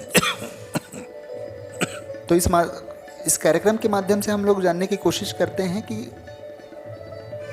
हमारे अतिथि का खैरागढ़ के प्रति क्या नज़रिया है, उनकी क्या विचारधारा है। उन्होंने इस खैरागढ़ को कैसा पाया, मैं वही आग्रह आपसे भी करता हूं सर। आपने भी खैरागढ़ को जिया है, एक बहुत स्वर्णिम दौर के साक्षी आप रहे हैं खैरागढ़ के, और काफ़ी सीनियर हैं सर। तो आपसे मैं यह जानना चाहता हूं कि खैरागढ़ को अतीत में आपने कैसा पाया जी, और वर्तमान परिदृश्य का अवलोकन भी आप अभी कर रहे हैं सर, कि वर्तमान दौर कैसा बीत रहा है खैरागढ़ का। और इसी में एक चीज़ और मैं शामिल करता हूं सर, कि भविष्य को लेकर खैरागढ़ के लिए आपकी क्या आशाएं हैं। जी जी आपके खैरागढ़ के प्रति स्नेह भाव तो मेरा भी है। मैं स्वयं भी खैरागढ़ से रिटायर्ड होने के बाद मेरा लड़का यहाँ उच्च न्यायालय में बिलासपुर में राजनांदगांव में वकालत करता है। जी जी जी लेकिन मैं उनके साथ रहना पसंद नहीं करता। क्यों? मुझको खैरागढ़ से लगाव है। जी जी मैं खैर वो अनेक बार बोलता है, कल ही आया था मुझको ले जाने के लिए। अच्छा अच्छा। लेकिन मैं खैरागढ़ के प्रति मेरा स्नेह भाव है, मैंने खैरागढ़ को छोड़ना पसंद नहीं करता। जी खैरागढ़ के प्रति एक खैरागढ़ में, अब मैं भी रचनाएं लिखता हूँ। जी बिल्कुल सर। है ना? हाँ।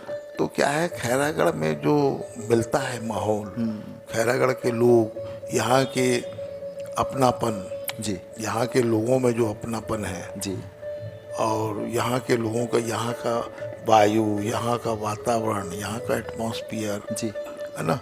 तो खैरागढ़, यद्यपि मैं कोई बहुत बड़ा लिखने वाला नहीं हूँ, जी। लेकिन मैंने एक रचना अपने मैट्रिकुलेशन में हाँ सर। लिखी थी। मैं श्रृंगार रस और रौद्र रस की रचनाओं को लिखता हूँ। तो मैं अपनी एक रचना आपको, यदि आप जरूर जरूर सर, जरूर जरूर, निवेदन है सर। हाँ, मैं उस समय मैट्रिक क्लास में पढ़ता था। जी, जी। और मैं 15 अगस्त के ऊपर एक रचना जी लिखी थी। जी जरूर सर।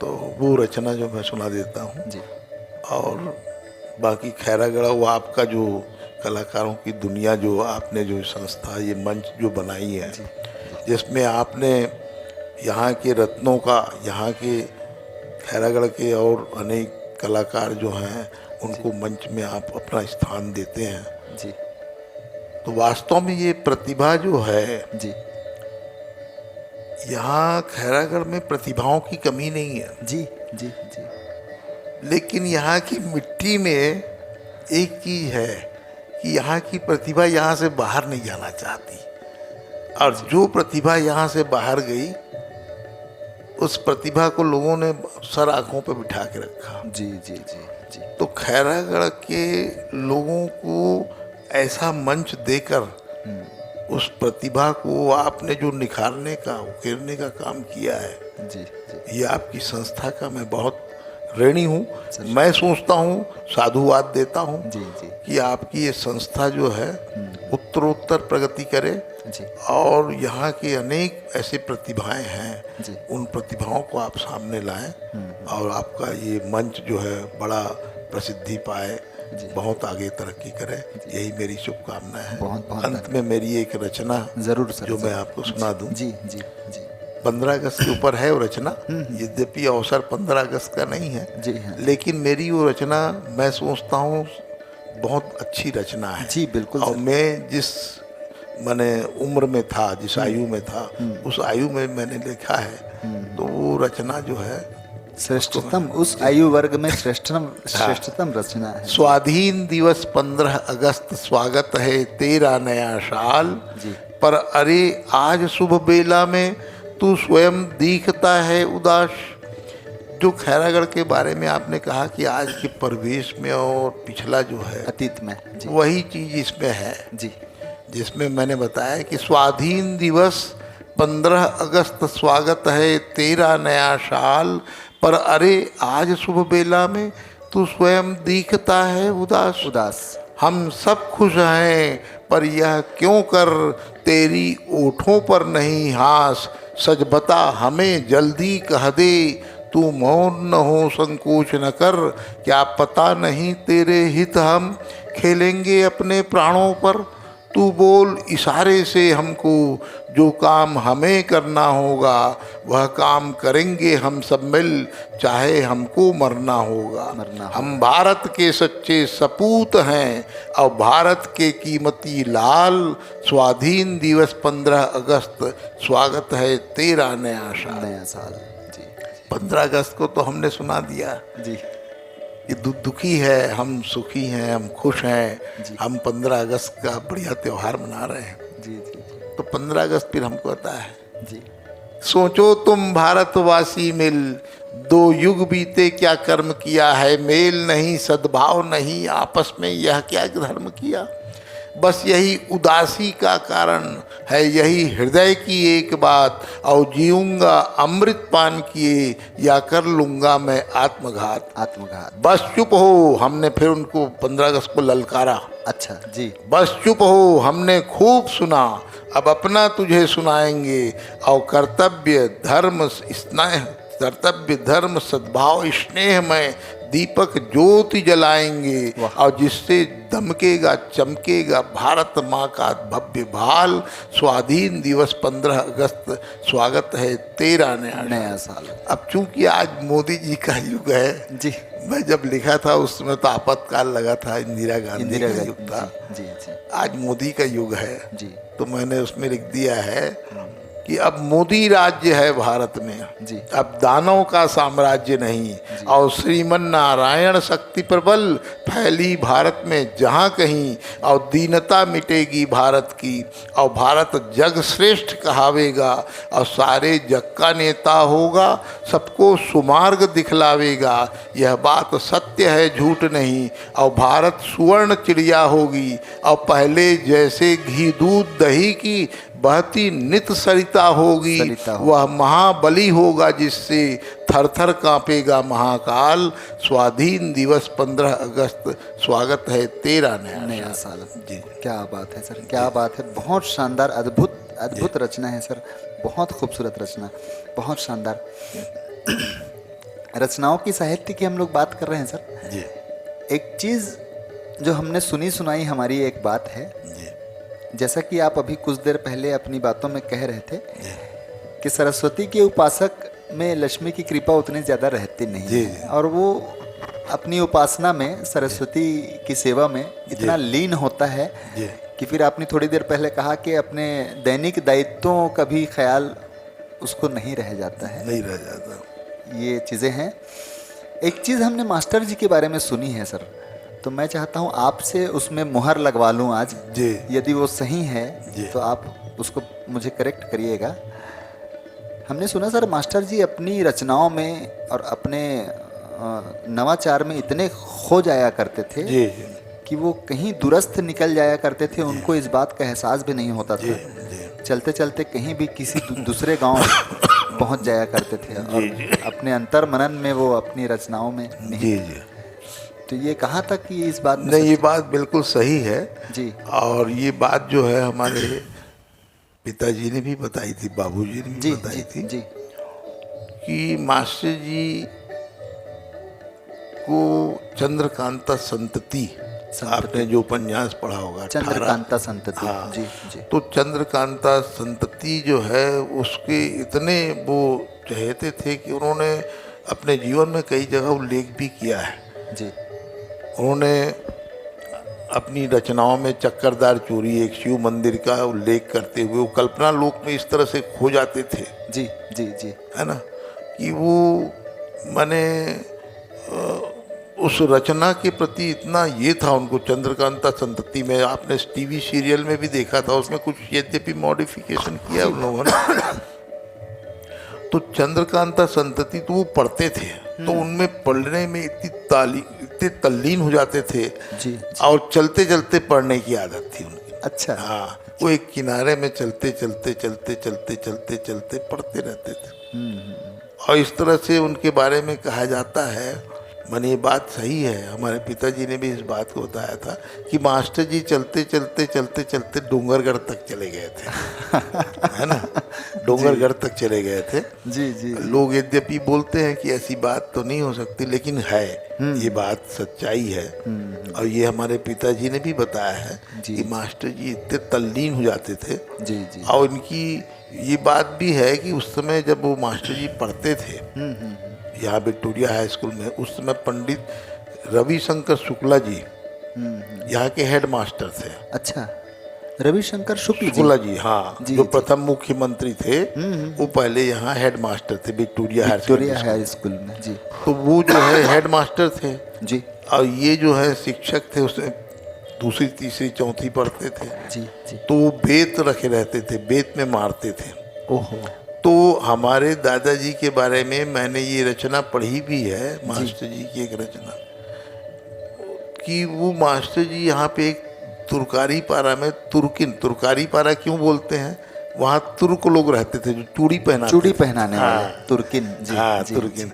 तो तुर्किन दाई जो थी आज भी हम लोग जानते हैं, मैंने अब तो मर गई हो, जी हाँ जी। लेकिन हम लोग जब छोटे थे तो तुर्किन आती थी हमारे यहाँ, गोरी गोरी थी, तुर्क के रहने वाले थे वो लोग, मुसलमान। तो वो चूड़ी पहनाती थी जी जी। तो वो जो है उसका एक कमरा था यहीं पे तुर्कारी पारा में। जी। अब बख्शी जी का तो मकान बख्शी मार्ग में था, बख्शी मार्ग में लेकिन खैरागढ़ उसमें इतना छोटा था, इतना अपनापन था लोगों का, एक दूसरे के घर में घुस जाते थे, चले जाते थे, छोटे छोटे बच्चे लोग जी। खा पी के आ जाते थे, खेल कूद के आ जाते थे जी। ऐसा था जी। तो दादाजी पहली दूसरी क्लास में जब पढ़ते थे तो चंद्रकांता संतति को पढ़ते रहते थे, अपने छुपा के रखे रहते थे उन नावेल, उनको पढ़ने की आदत। पहले हमको याद है कि हम लोग भी जब छोटे थे, मतलब मैट्रिक तक के, तो उसमें टीवी तो था नहीं अपने ज़माने में, जी जी जी। रेडियो था, तो रेडियो भी बहुत लिमिटेड लोगों के पास रहता था। जी जी जी जी। तो हम लोग नावेल पढ़ते थे, नॉवेल, हाँ हाँ, उपन्यास जी जी। किराए में लेते थे, इसे लेते थे और पढ़ते थे, और बड़ा नशा होता था। हम लोग खुद पढ़े हैं जी उपन्यास, नावेल। जैसे आप टीवी सीरियल देखते हैं, तो हम लोग नावेल पढ़ते थे। जी। कर्नल विनोद तो कहीं वो तो ऐसा कई ठो जी, है ना, जी। जासूसी कर्नल, जासूस कर्नल, जी। जासूस विनोद, ऐसा कई ठो पढ़ते थे। तो अब तो वो जमाना गया। लेकिन मास्टर जी जो है इस तरह से वो चंद्रकांता संतति अनेक निबंध पढ़ते रहते थे, तो वो छुपा करके स्कूल से भाग जाते थे अच्छा। पहली दूसरी में, और वो तुर्किन के घर में घुस जाते थे, और दिन भर वहाँ छुप करके कमरे के अंदर कोने में बैठ के पढ़ते रहते। अच्छा। तो वो तुर्किन देखते थे, अरे ये तो बख्शी जी यहाँ के महाराज यहाँ के लड़का है। हाँ हाँ हाँ हाँ। तो बोले वो कोने में बैठ के पढ़ रहे हैं। तो शाम हो जाता था लेकिन उठते नहीं थे। सुबह से शाम हो गया, अंधेरा हो गया, लेकिन ये पढ़ ही रहे हैं। पढ़ते, अरे बाप रे जी। तो पढ़ ही रहे हैं। तो वो क्या करती थी, ला के खाना रख दे होती वो तुर्किन जो है, और कंडील जला के चिमनी को ला के रख दे, ये लड़का पढ़ाते हैं। अब वो क्या जाने कि क्या पढ़ रहे हैं, वो नावल पढ़ रहे हैं, चंद्रकांता संतति पढ़ रहे जी। हैं। तो मैंने उस जमाने में लोग इतना अपनापन था। जी जी। तो ये मास्टर जी के साथ ये जो घटना है, ये निश्चित तौर पे सही है, क्योंकि मेरे पिताजी ने भी ये बात बताई थी मुझको, जी जी है ना। जी। और मास्टर जी स्वयं कई बार बताते थे, मतलब ये बात जो है चर्चा में होता था, उनकी रचनाओं में भी ये सब जो है उल्लेखित है। तो ये है कि अब दादाजी के प्रति तो क्या है कि आज दादाजी का नाम लेते ही हम लोग रोमांचित हो जाते हैं। जी जरूर सर, है ना, गर्व से पूरा शरीर हाँ, भर उठता है। भर उठता है। जी जी जी। खैरागढ़ के अमूल्य धरोहर यदि उनको कहा जाए तो सर अतिशयोक्ति नहीं होगी, ये बिल्कुल सच है। हमारी पीढ़ी बहुत गौरवान्वित महसूस करती है कि एक ऐसे साहित्यकार को राष्ट्रीय लेवल के, अंतर्राष्ट्रीय लेवल के एक ऐसे ख्याति लब्ध साहित्यकार को हमने पाया, हमने प्राप्त किया। बहुत गर्व से कभी हम बाहर निकलते हैं सर, तो खैरागढ़ की चर्चा जब होती है तो खैरागढ़ को दो विषयों के लिए ही जाना जाता है। एक तो इंदिरा कला संगीत विश्वविद्यालय और दूसरा मास्टर जी के नाम से। जिनकी साहित्य में अभिरुचि है वो विशेष रूप से खैरागढ़ को मास्टर जी के नाम से ही जानते हैं। मुझे ध्यान में आता है सर, मैं किसी ट्रेनिंग प्रोग्राम के सिलसिले में बॉम्बे गया हुआ था, तो वहाँ दादर में हम लोग रुके थे। तो वहाँ वड़ा पाव का दुकान था, वहाँ हम लोग वड़ा पाव खाने के लिए रुके। तो थोड़ी सी बातें उनसे हुई। उन्होंने पूछा कहाँ से आए हैं, हमने कहा छत्तीसगढ़ से। तो बोले कहाँ छत्तीसगढ़? तो हमने कहा कि मध्य प्रदेश से अलग होकर एक स्टेट है छत्तीसगढ़, रायपुर राजधानी है, ऐसा हमने बताया। तो उन लोगों ने भिलाई को जाना, हमने बताया भिलाई वहाँ पड़ता है। अच्छा, भिलाई स्टील प्लांट वाला। और फिर आप कहाँ रहते हैं? तो हमने कहा कि खैरागढ़। तो वो शख्स जो रायपुर को भी नहीं जानता था, जो छत्तीसगढ़ को भी नहीं जानता था, जब मैंने खैरागढ़ कहा सर, तो उसके मुख से निकला इंदिरा कला संगीत विश्वविद्यालय वाला। जी संगीत विश्वविद्यालय कहा था उसने। तब मुझे इस बात का एहसास हुआ कि हमारे पास कौन सी धरोहर उपलब्ध है जी बख्शी जी के स्वरूप में, इंदिरा कला के स्वरूप में। तो ये बड़ा हमारे लिए गौरव का विषय होता है सर। हमारी एक आइडेंटिटी है, जी एक हमारी पहचान है।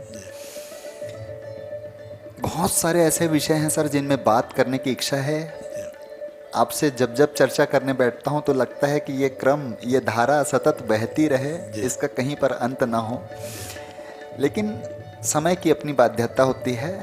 हमारे इस कार्यक्रम में ऐसा समय का ऐसा कोई अनुबंध तो है नहीं, कोई बाध्यता नहीं है। लेकिन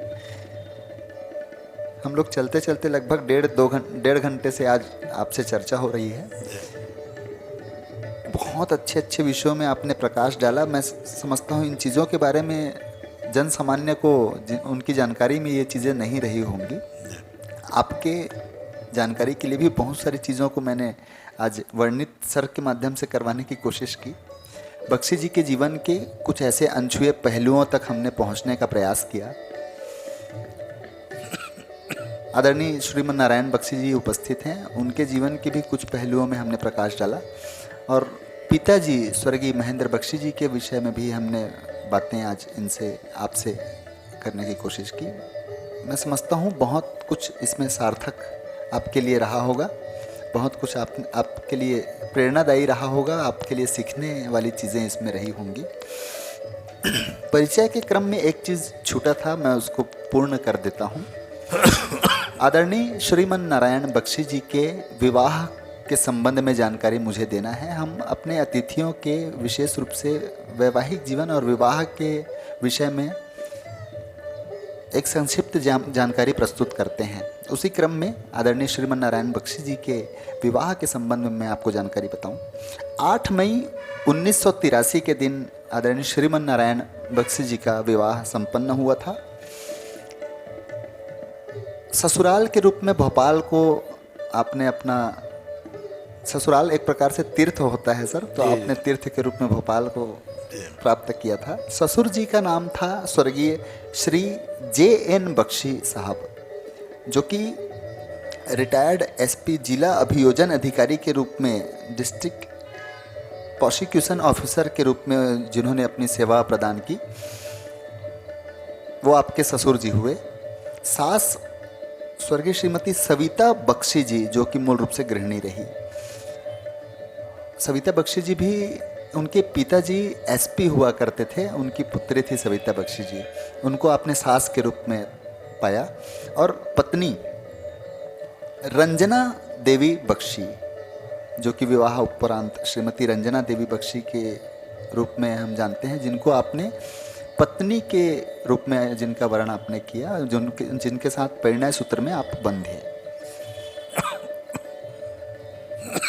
आपकी पत्नी श्रीमती रंजना देवी बख्शी अपने माता पिता की दूसरी संतान थी।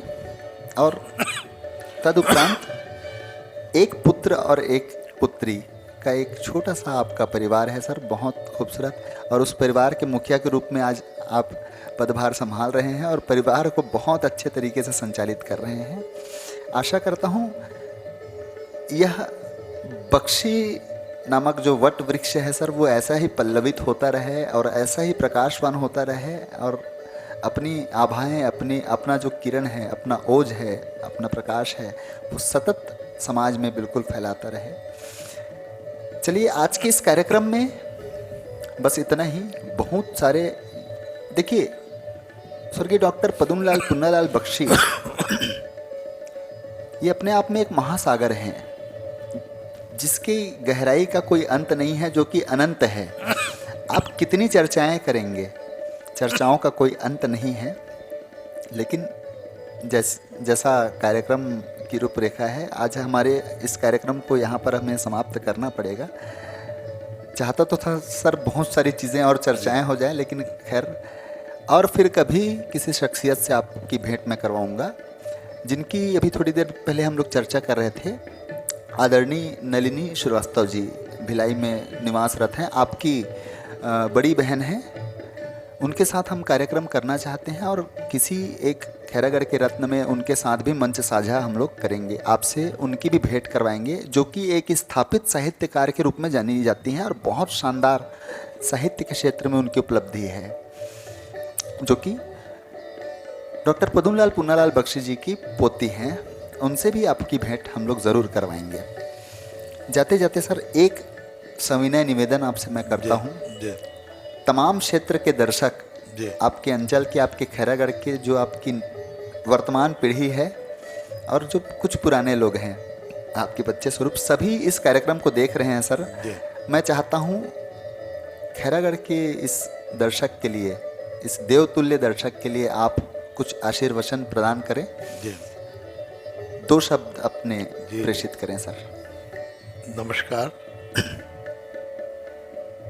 कलाकारों की दुनिया का ये मंच पल्लवित होता रहे, आप लोगों का प्रेम स्नेह मिलता रहे और इस तरह से खैरागढ़ की प्रतिभाओं का, खैरागढ़ के रत्नों का ये जो मंच जो है अपने बीच में एक बढ़िया उनकी उपस्थिति सुनिश्चित कराता है, ये बहुत बड़ी बात है। इस संस्था के प्रति मैं बहुत आभार व्यक्त करता हूँ। साधुवाद।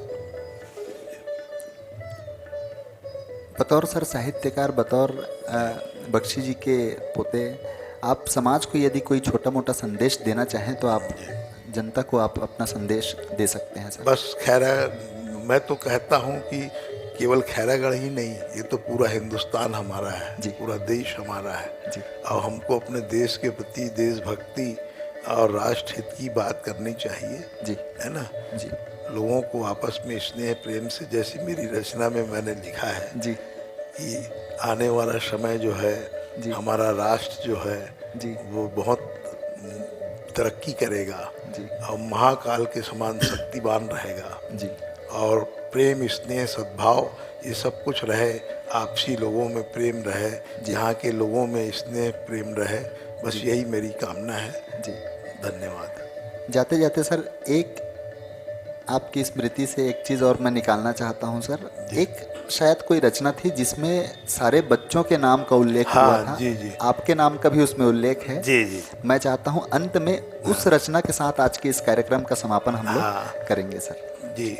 क्या है कि ये रचना जो है एक्चुअली में जब हमारे पिताजी, मैंने बीच में एक संदर्भित किया था जी कि जब उनका विवाह हुआ जी, तो विवाह के पश्चात चूँकि हमारे पिताजी बड़े तुकबंदी थे जी और उन्होंने सभी बच्चों की जन्मतिथि को कविता में उकेर दिया है जी, कविता के रूप में। हाँ, तो वो कविता जो है मैं सुना देता हूँ, जिसमें हम सभी भाइयों बहनों का जो है उल्लेख है और उनकी जन्मतिथि भी अंकित है। ज़रूर सर जी। पदुमात्मज महेंद्र सुंदरजा, पदुमात्मज महेंद्र बख्शी, पदुमात्मज महेंद्र सुंदरजा, कृष्णा पाणी ग्रहण हुआ 48 अगस्त में नलनी कन्या भद्रा गमन हुआ। सन 50 भूपेंद्र वंश दीपक का प्रादुर्भाव हुआ। 52 में साक्षात लक्ष्मी आई दूर अभाव हुआ। 54 में भोले दुजेंद्र ने कुल की मर्यादा रख ली। 56 में शंभू प्रभात ने चिंता तिमिर दूर कर दी। 58 में श्रीमन आए नारायण का रूप लिए और 60 दिग्विजय पधारे जिनने हर्ष अनूप दिए। 62 में आई जो अवनी प्रभु जाने क्या करती है, देखें हमें सताती है या कष्ट हमारे हरती है। तो इस तरह से सभी भाइयों का पिताजी ने जन्म के सन का भी उल्लेख होता, एक कविता जो ये कर दिया था, ये पिताजी की रचना थी, पिताजी की रचना है, स्वर्गीय महेंद्र बख्शी जी, स्वर्गीय महेंद्र बख्शी की रचना है। बहुत खूबसूरत, बहुत खूबसूरत। चलिए आज के इस कार्यक्रम में आज के लिए बस इतना ही। आशा करता हूँ बहुत कुछ आपका उपयोगी होगा, आपके उपयोग का होगा। जितने भी नए साहित्य से जुड़े हुए जो नई पीढ़ी है उनके लिए भी बहुत सारी इसमें प्रेरणादायक चीज़ें आज के इस संस्करण में निकल कर आएंगी, ऐसी मैं आशा करता हूँ। आज के लिए बस इतना ही। अगले शुक्रवार फिर से आप हमारा कार्यक्रम ज़रूर देखिएगा, खैरागढ़ के रत्न। एक बहुत खूबसूरत, बहुत अच्छे हस्ती के साथ फिर से आपकी भेंट करवाऊंगा। हो सकता है किसी दूसरी विधा से उस शख्सियत का आगमन हो, लेकिन बहुत अच्छे पर्सनालिटी के साथ आपकी भेंट करवाऊंगा। जाते जाते वही चीज़ें, खुश रहिए, मस्त रहिए, चुस्त रहिए, तंदुरुस्त रहिए, दुरुस्त रहिए और प्रसन्न चित्त रहिए। जीवन में प्रसन्न रहना बहुत परम आवश्यक है। मैं बार बार प्रसन्न रहने के लिए बातें कहता हूँ, क्योंकि किसी भी कार्य में आप अपनी दक्षता, अपना समर्पण, अपना पूरा, जिसको हम लोग 100% कहते हैं, पूर्ण रूप से आप अपना समर्पण तभी दिखा पाएंगे जब आप प्रसन्न चित्त रहेंगे। प्रसन्न चित्त रहेंगे, चिंताओं से परे रहेंगे, तो आप कार्य में अपनी निपुणता, अपनी दक्षता प्रदर्शित कर पाएंगे। इसलिए हर परिस्थिति में, जो भी परिस्थिति हो, आपको यह भी लग सकता है कि हर परिस्थिति में इंसान कैसे प्रसन्न रहेगा। हाँ, कुछ परिस्थितियाँ ऐसी होती हैं जहाँ चाहकर इंसान प्रसन्न नहीं हो सकता, तो उसके लिए कोई बात नहीं है। लेकिन बाकी जितनी भी, जैसी भी दुख तकलीफ, जैसी भी परिस्थितियां हैं, आपको प्रसन्न रहना पड़ेगा। कोई भी दूसरी चीज़ आपको प्रसन्न नहीं कर सकती। संसाधन आपको क्षणिक सुख दे सकता है, कुछ देर के लिए आपको प्रसन्न कर सकता है, लेकिन आत्मीय खुशी के लिए, आत्मीय सुख के लिए आपको अपने आप को प्रसन्नचित्त रखने की आवश्यकता है। स्वस्थ रहिए, मस्त रहिए, चुस्त रहिए, तंदुरुस्त रहिए, दुरुस्त रहिए। मुझे आज्ञा दीजिए, अगले शुक्रवार को फिर से आपसे भेंट करूंगा। शुभ रात्रि, शब बखैर।